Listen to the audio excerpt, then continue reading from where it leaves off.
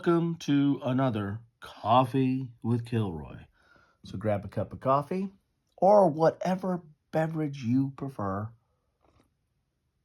and join me as I continue to cover postcard games. I put a link in the description of the first one I covered, which was the last one I had received from Against the Odds magazine, which if you look at that video or if you know anything about Against the Odds, they offer up or include in their offerings of magazine games. They're a magazine that includes a game. They also include a postcard game in their issues, and their sister company, Turning Point Simulations, does the same. And so I covered, my first one I covered was, again, the last one I had received. It was Barring the Gates. It was dealing with the Battle of Hougoumont and the Battle of Waterloo. And this one is, now I decided to start off the series proper and cover the first one in the series. This was the first one that was offered by Against the Odds, and I'm going to try to cover the rest of them in order, even though I started out of order. And I do have a few of these to cover, so if you're tracking along, you'll know what's coming up next. A little bit of teaser there. And there's also some from Turning Point Simulations. So there's a whole series from ATO and then another series from Turning Point Simulations. They're both published by LPS Inc., which is the overall publisher of ATO and TPS. Have I given you enough acronyms? And as I was going through to organize these, I realized I don't have them all. I don't have them all. What am I to do? Now, when I did the Barring the Gates one, you might have noticed I had a die-cut counter sheet. I do not have die-cut counters for this one. They had a little blurb on there that says, you can ask for a free die-cut version of these counters. I just never got those when I got these, the initial ones, and then eventually I started getting them, or they started sending them, I think, along with whatever I bought from them. So I don't know if they still have some of these available and I can go back and get them. I don't know. But I have die cut for several, but not all of them. Let's go in a little bit closer here. Let's get a real big close-up of my cup of joe and get that out of the picture. And get a sip. And let's take a little bit closer look at this bad boy here. And as you notice, I have two of these. I have several versions of this one. And because when I first started getting into ATO, I don't think you could request the ones. I think it was just random what you got. And then eventually I think they started adding a request. So you can start picking off what you needed of the list. At least that's my recollection, but maybe they always had that. But the reason I have two of these out here is because if you notice that this is the same game, but it's a little bit different. This unit here is over here. Otherwise, I think everything else is the same. And also the way the rules are printed, the formatting is a little bit different on them. This is kind of more boxed up, and this one's a little bit more horizontal, I guess I would say, on that. So other than that these both are the same. And since I don't have the die-cut counters, I think I have a version that's in my bag over there where I cut these out. And that's what you have to do to play these games. You're going to need to play them, you need to cut this out, these counters out, which will leave you with the map. You got a little hex map here. And not all of them are hex maps, but this one is a hex map. And then you have the rules here on the back. So you got the setup, the turn begins, combat, U.S. and air, and offboard U.S., air, and offboard artillery, game length. You've got a little terrain key or modifiers, and then you have a description of the counters or what the numbers mean or the type of counters. And there you have it. That is the rules. And, sometimes with these games you need to supply your own dice, which, is not uncommon for a magazine game, right? Supplying your own dice. This game is a Paul Rohrball design, and I've covered several of his. Check out my playlist, or you can also check out some of his games under High Flying Dice, which I've got that playlist as well.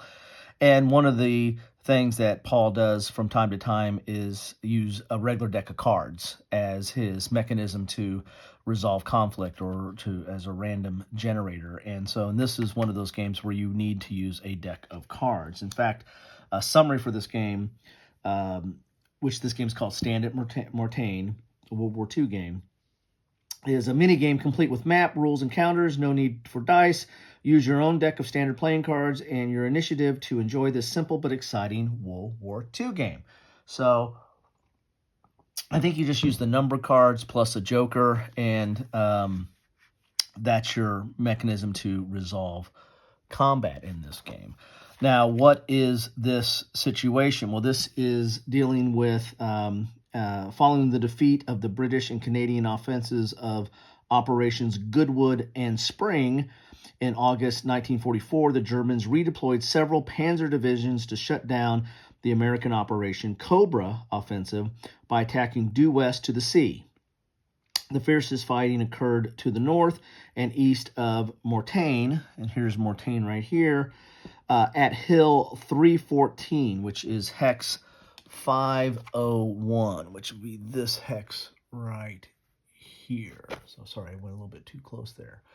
So most of the fighting, or the heavy fighting, took around here, but here's your city of Mortain or town of Mortain, and then the surrounding terrain. Enough of a rhyme there. Where surrounded, Americans of the 2nd Battalion of the 120th Regiment threw back repeated German attacks. Control of the high ground here would make the Mortain position nearly untenable, and with it, the main Allied supply route from Normandy south would be severed.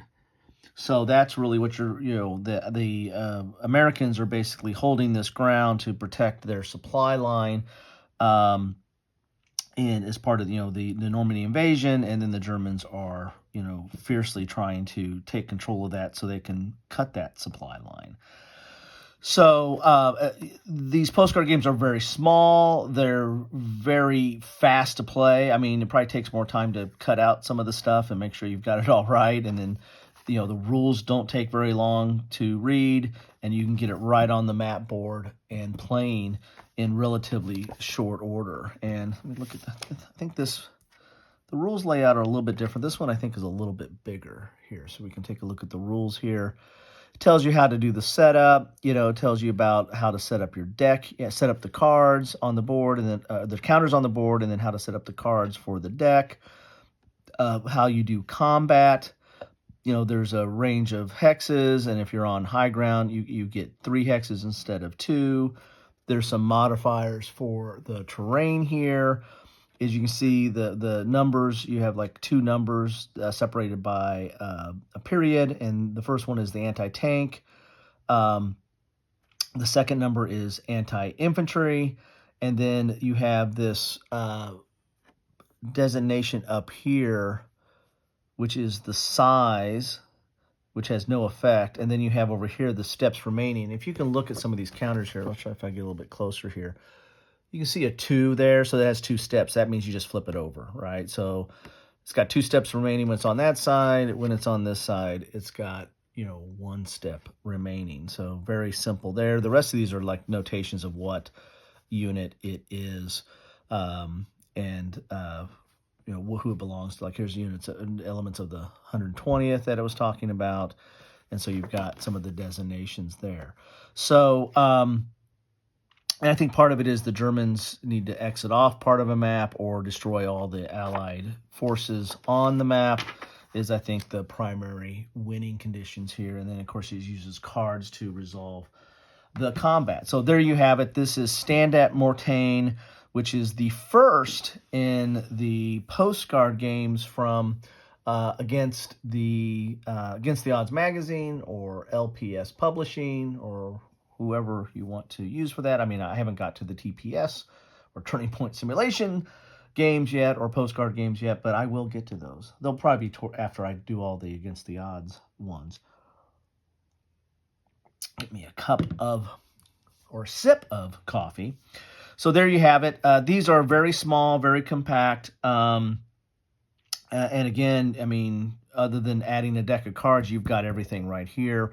If you're lucky enough to get to have the die cut counters, then you'll probably want to put those in a little baggie. You might want to put, a set of cards and those counters in a little baggie, and keep those along to take these for, a train, a plane, a boat, on a moat, whatever you want to take these.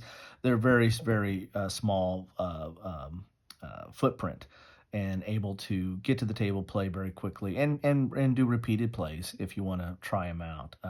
They're not overly complex, but they're also not overly in depth. But they do give you an overall feel of what was going on there, if at least at a very somewhat high level.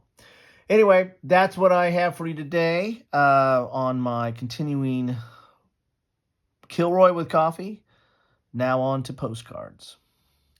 Drop me a line or drop me a comment. You don't have to send me something by mail, but drop me a comment below. Let me know what you think about any of this stuff. Love to hear from you. Take care.